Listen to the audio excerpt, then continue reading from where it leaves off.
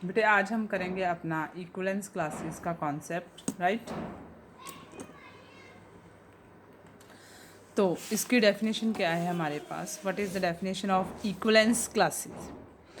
Late R be an equivalence relation on a set A be any element from this set, then subset x which is element of set A who is in relation with this fixed element of set A, or we can also define it as x such that x belongs to A and x tilt sign के साथ हमने इसको denote किया है, ठीक है। x in relation with A, right, of A is called an equivalence class of A determined by an element A which is fixed, right, and is defined by AA or equivalence class of A or A bar or equivalence class of A। तो equivalence class of ए इसको redefine आप करके दोबारा से उन्होंने explain करा है। तो मीनिंग इसका क्या रहेगा? सेम एक्सप्लेन करके बताती हूँ बेटे मैं आपको कि मीनिंग ऑफ इक्वलेंस क्लास क्या है। कि सपोज करो मेरे पास एक सेट ए आ रहा है, उसमें एलिमेंट्स आ रहे हैं 1 2 3 4 5 लाइक दिस, ठीक है। तो इसकी कार्टेशियन प्रोडक्ट जो है वो किस तरह से आएगी, कितने एलिमेंट्स आएंगे? ए और ए के ऊपर है 5 एलिमेंट्स हैं, तो इसमें टोटल मेरे पास 25 पेयर्स बनेंगे बेटे।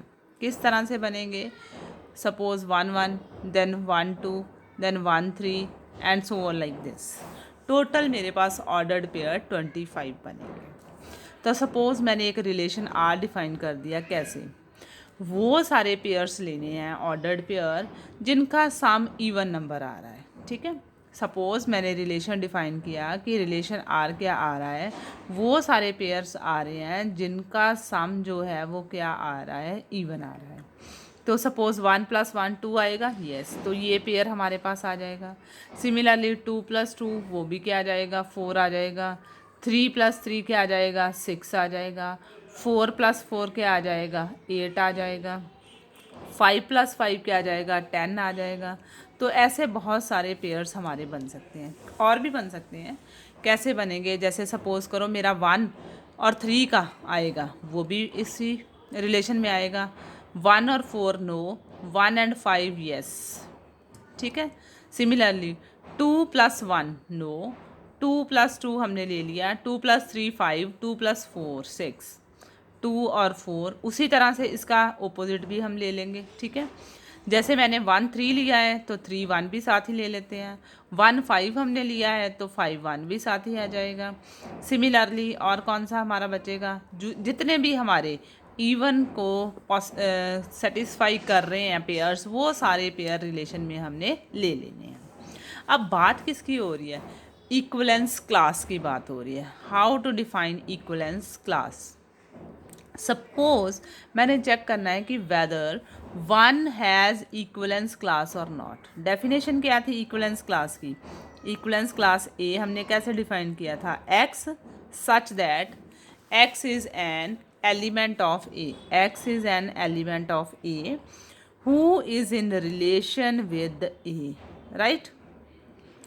तो वो सारे पेयर हमने लेने हैं जो कि रिलेशन में सेटिस्फाई हो रहे हैं। दो चीज़ें हैं। अब 1 एलिमेंट जो है वो सेट ए से हमने लिया। अब मैंने चेक करना है कि क्या 1 जो है ए के बाकी एलिमेंट के साथ कनेक्शन में है या नहीं है रिलेशन के थ्रू। तो यहाँ जहाँ पे 1 का रिलेशन बाकी एलिमेंट्स के साथ पॉसिबल है वो सारे पेयर आएंगे। पहला पेयर कौन सा आएगा? सपोज मेरे पास 1 1 आएगा, यस। देन 1 3 आएगा, राइट। देन 3 1 भी आएगा, ठीक है। तो अब आपने ये ध्यान से देखना है कि 1 जो है वो हमने किस साइड पे फिक्स किया है। अभी हमने डेफिनेशन के हिसाब से चलना था। X such that X belongs to A, X comma A in relation X comma A. तो इसका मतलब ए जो है वो बाद में हमने फिक्स करना है, सेकेंड एंट्री। तो 1 3 जो है वो नहीं आएगा, जबकि हमारा क्या आना चाहिए था? 3 1। इन द सेम वे 1 5 जो है वो नहीं आएगा। क्यों? क्योंकि अदर एलिमेंट के साथ ए का रिलेशन देखना था, तो मेरे पास एंट्री 1 5 जो है वो नहीं आएगी। कौन सी एंट्री आएगी? 5 1 आएगी। तो आई थिंक आपको ये क्लियर हो गया है कि इक्विवेलेंस क्लास में जब हमने एलिमेंट उठाने हैं तो वो किस टाइप के, कौन से रिलेशन के लेने हैं। x, ए 5 1 आएगा। इन द सेम वे जो भी एंट्रीज हैं वो इस तरह से हमने लेनी है। सपोज मैं 2 की इक्विवेलेंस क्लास लेना चाहती हूँ, राइट। सपोज अब मैंने 2 की देखनी है बेटे इक्विवेलेंस क्लास, तो वो मैं किस तरह से देखूंगी। तो सेम डेफिनेशन लगेगी। सेकंड एंट्री हमारी 2 होएगी, फर्स्ट एंट्री जो है वो इसी सेट का कोई भी एलिमेंट हो सकती है। देखते हैं 2 का रिलेशन 2 के साथ यस आएगा। नेक्स्ट 2 का रिलेशन देखते हैं किसके साथ आएगा, डिफरेंट 2 से डिफरेंट एलिमेंट। अब देखते हैं 4 के साथ आएगा, ठीक है। फिर सेकंड एंट्री फिक्स होएगी, 5 के साथ तो आ नहीं रहा और किसी के साथ आ नहीं रहा, तो इसका मतलब इस इक्विवेलेंस क्लास में कौन कौन सी एंट्रीज आएंगी।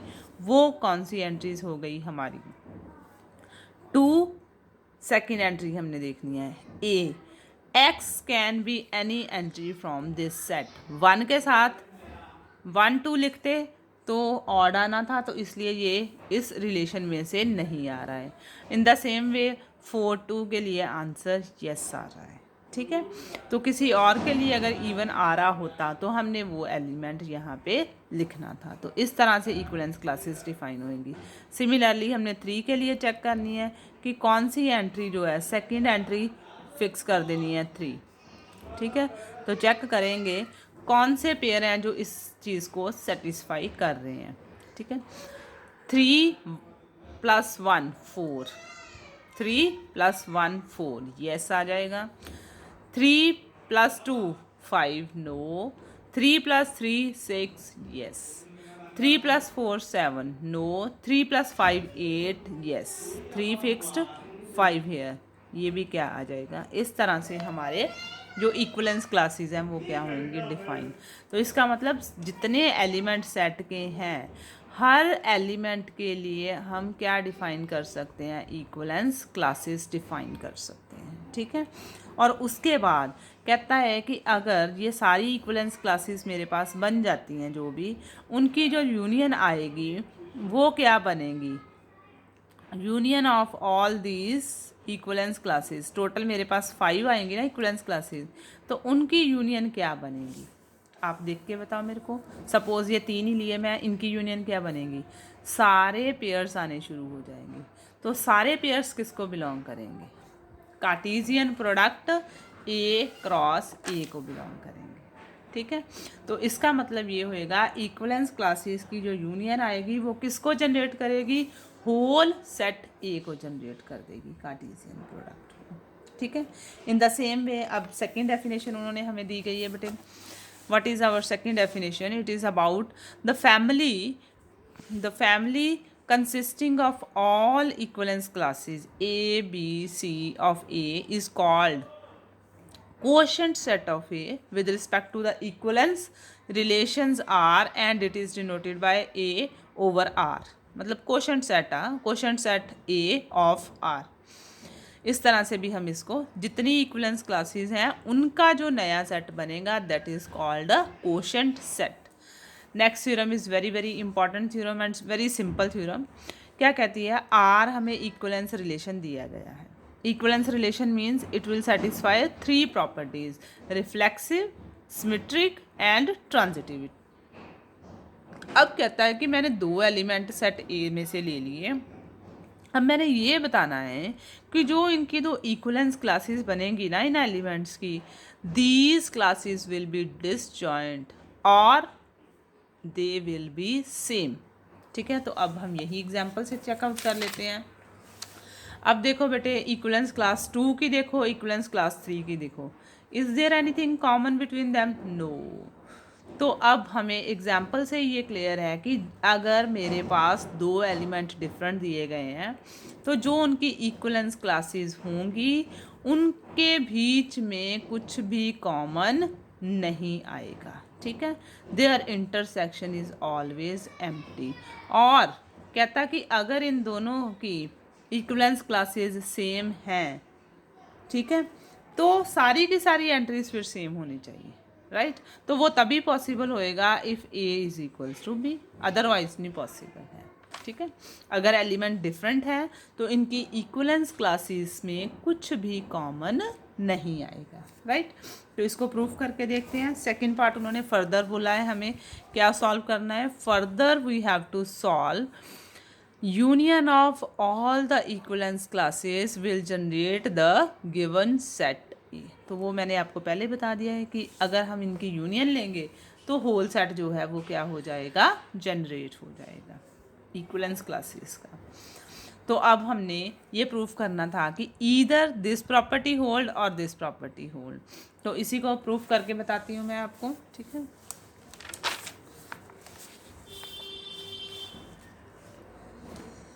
क्या कह रही है थ्योरम, सपोज करो अगर हम मान लेते हैं कि intersection of A and intersection of equivalence class B is empty, then nothing to prove. फिर तो आंसर हो ही गया, then nothing to prove. Second part पे काम करते हैं कि अगर इंटरसेक्शन दोनों क्लासेस में कुछ ना कुछ नॉन एम्प्टी है तो कोई कॉमन एंट्री होएगी। तो सपोज करो उसका नाम मैंने ले लिया P. P is an element, right, which will belongs to first equivalence class and P belongs to second equivalence class also। तो डेफिनेशन के हिसाब से अगर P A के साथ कनेक्टेड है तो we can write as A का रिलेशन P के साथ है। सिमिलरली इधर से क्या आएगा, P फिक्स्ड, P का रिलेशन किसके साथ है, B के साथ, राइट। अभी हमने ये किया था कि ये जो एंट्रीज हैं हमारी, यहाँ से P और A, इनको हम ए पी की फॉर्म में भी लिख सकते हैं। क्यों?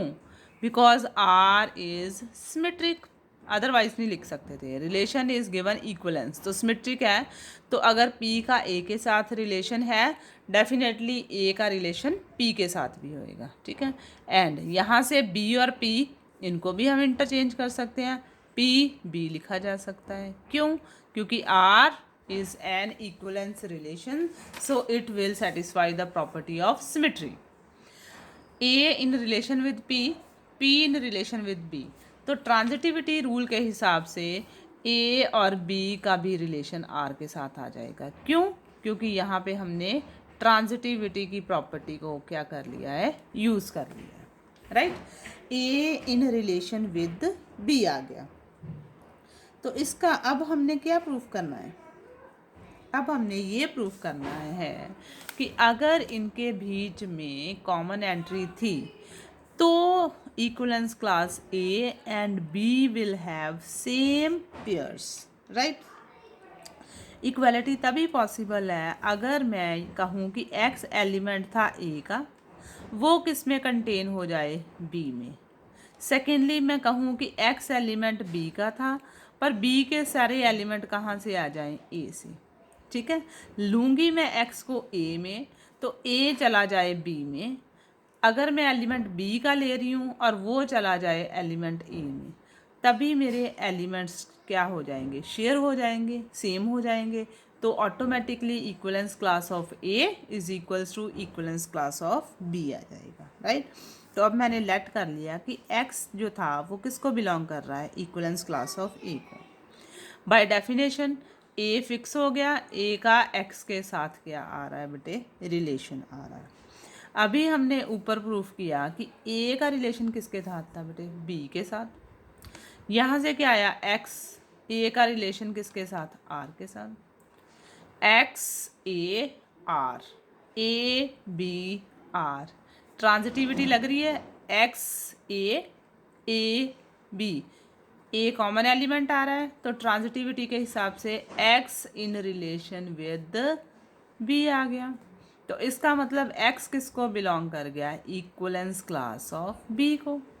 जबकि मैंने लिया था x element from equivalence class A, automatically x किस क्लास में चला गया बेटे, बी में। तो इसका मतलब इस सेट के सारे एलिमेंट किसको बिलोंग कर गए हैं, बी को कर गए हैं।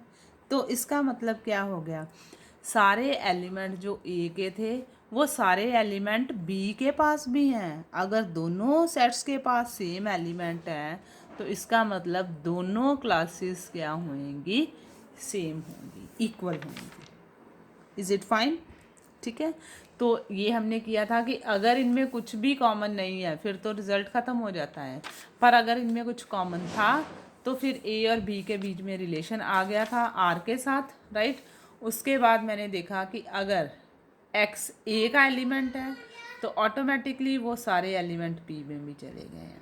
अगर एलिमेंट सारे ए के बी में जा रहे हैं तो कॉमन एलिमेंट ही हो गए, ठीक है। So they are having same classes.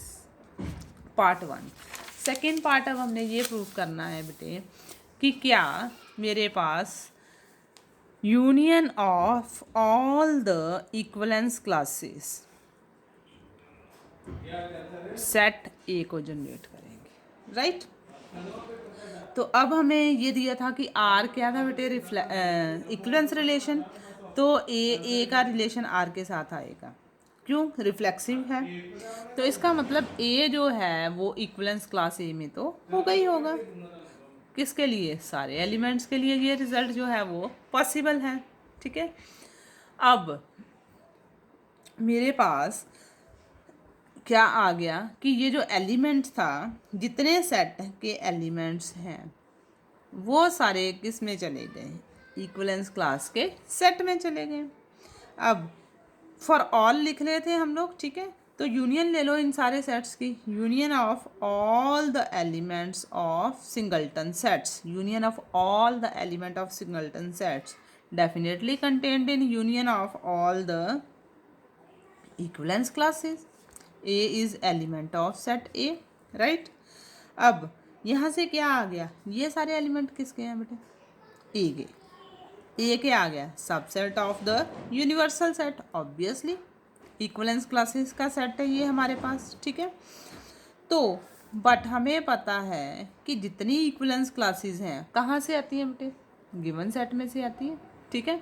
जितनी इक्वलेंस क्लासेस हैं वो कहाँ से आती हैं, गिवन सबसेट में से आती हैं।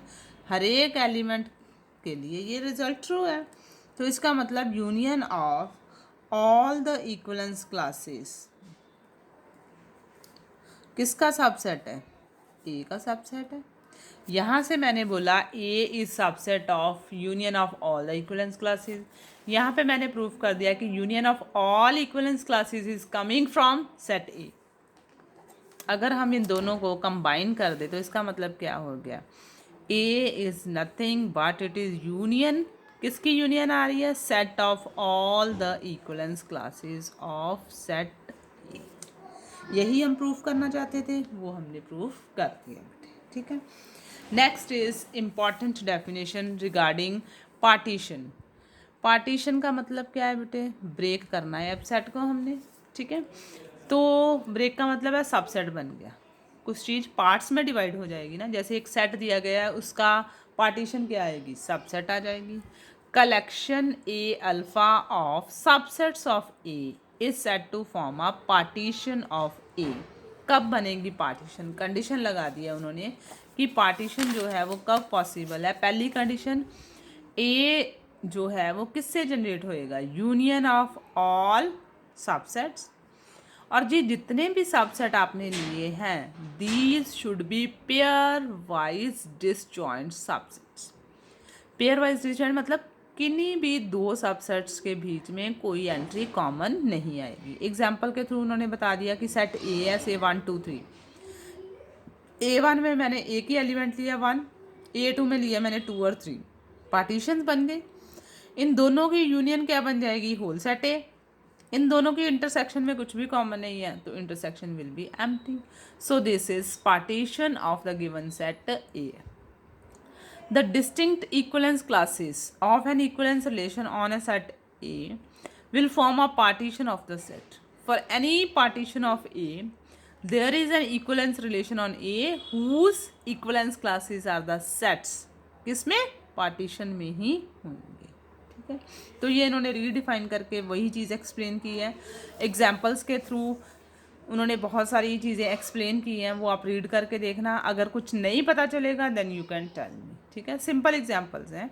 थ्योरम नेक्स्ट मैं इंपॉर्टेंट करवाने लगी हूँ बेटे आपको। This theorem is regarding fundamental theorem on relations. तो अभी हमने जो थ्योरम की थी वो सिंपल इक्विवेलेंस क्लासेस के ऊपर की थी। अब फंडामेंटल थ्योरम में बस चेंज क्या आ जाएगा कि पार्टीशंस के ऊपर सारे रिजल्ट्स होंगे, ठीक है। तो क्या कहती है स्टेटमेंट, ये स्टेट एंड प्रूफ पेपर में आ ही जाती है बेटे 5 मार्क्स के लिए आपको, ठीक है। तो क्या स्टेटमेंट है इसकी, कहता कोई भी पार्टीशन दी गई है हमें एक्स की, for any partition of set X there is an equivalence relation R on X whose classes are the sets in the partition। नाम से ही क्लियर हो गया, डेफिनेशन के थ्रू ही हमने बताना है ये सारी चीज़ कि कहता पार्टीशंस हमने लेनी है एक्स की, ले ली। उन सारी पार्टीशंस की यूनियन किसको जनरेट करेगी, होल सेट को। अब पार्टीशन की दूसरी हमने डेफिनेशन जो की थी क्या की थी कि all the subsets should be disjoint. तो वही चीज़ हमने यहाँ पे प्रूव करनी है। A lambda intersection a mu should be empty when lambda and mu are different from each other. A और बी हमने कोई भी दो एलिमेंट सेट एक्स से ले लिए हैं। उन दोनों का रिलेशन कब डिफाइंड है, if and only if A and B are in the same partition, ठीक है। Then for any A B C, तीन एलिमेंट्स ले लिए। अब हम इक्वलेंस रिलेशन प्रूव करना है। पहले रिफ्लेक्सिविटी की बात क्या है, A B element of X, A is any element of x.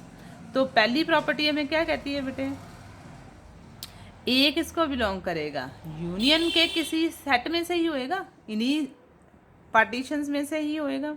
So a will definitely belong to the partition of this sets union of all the partitions for some.